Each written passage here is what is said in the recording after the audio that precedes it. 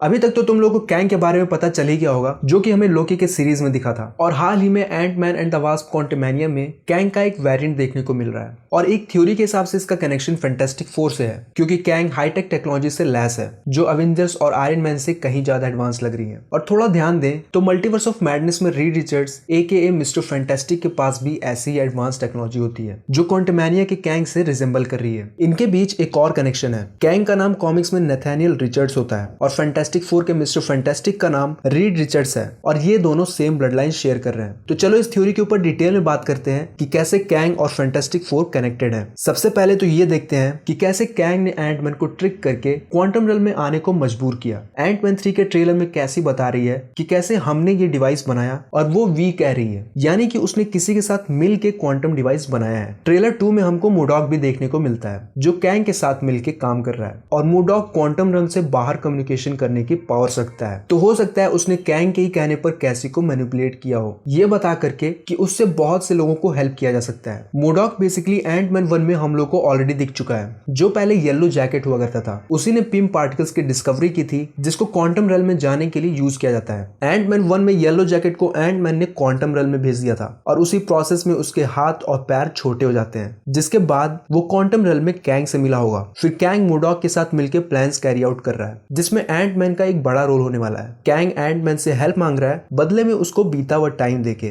Kang जिस चीज को चाहता है, बहुत हाई चांसेस है कि ये फॉरएवर क्रिस्टल हो। फॉरएवर क्रिस्टल को कॉमिक्स में इमॉर्टस ने क्रिएट किया था। इमॉर्टस कैंग का एक सुपीरियर वेरिएंट होता है। फॉरएवर क्रिस्टल को यूज करके किसी भी टाइमलाइन को मिटाया जा सकता है, और यहाँ तक कि टाइम में होने वाले इवेंट्स को कंट्रोल भी किया जा सकता है। जैसे मान लो थैनोस ने टाइटन के मून को टोनी के ऊपर फेंका, तो कैंग फॉरएवर क्रिस्टल को यूज करके मून को एग्जिस्टेंस से मिटा सकता है। एक नई फोटो में कैंग की टाइम चेयर भी रिवील हुई है, जिसपे क्रोनोपोलिस यानी कि कैंग की सिटी के जैसे ही डिजाइन बनी हुई है। कुछ डिफरेंट फैन थ्योरीज के हिसाब से शैंग-ची की 10 रिंग्स का भी कैंग से कनेक्शन है, क्योंकि 10 रिंग्स पर भी सेम वैसे ही डिजाइन है जैसे कैंग की सिटी पर है। और इसका कनेक्शन मिस मार्वल के बैंगल्स से भी है। मिस मार्वल टीवी शो में 2 बैंगल्स की बात हो रही थी, जिसमें से एक ही देखने को मिला, और हो सकता है कैंग को हराने के लिए 10 रिंग्स और मिस मार्वल की बैंगल्स का यूज हो। कॉमिक्स में कैंग मेनली फैंटास्टिक फोर का विलन होता है, और कैंग के एक वेरिएंट ड्रामा टट को फैंटास्टिक फोर टाइम में पीछे जाके सक्सेसफुली हराते हैं। बेसिकली कैंग पास्ट में जाके इजिप्ट में रामा टट बन के बैठा होता है। और अब इल्यूमिनाटी ग्रुप में फैंटास्टिक फोर के एक मेंबर को तो हम देख ही चुके हैं। अब धीरे धीरे और मेंबर्स को ऐसे ही टीज किया जाएगा, क्योंकि फैंटास्टिक फोर की मूवी फेज 6 में रिलीज होगी, मोस्ट प्रोबेबली फरवरी 2025 में। एंड फाइनली एवेंजर्स और फैंटास्टिक फोर का सीक्रेट वॉर्स में क्रॉसओवर होगा, जिसमें वो लोग कैंग को डिफीट करेंगे और मल्टीवर्स का एंड होगा, जिसको लेके कुछ फैन थ्योरीज में ये बताया गया है कि गैलेक्टस फेज 6 में मल्टीवर्स को खा लेगा, जो येट अगेन मार्वल कॉमिक्स में बहुत पावरफुल एंटिटी होता है, जो जिंदा रहने के लिए प्लैनेट्स को खाता है। लेकिन इस थ्योरी को किसी दूसरी वीडियो में देखेंगे। एमसीयू में मल्टीवर्स की डिस्कवरी कैंग ने की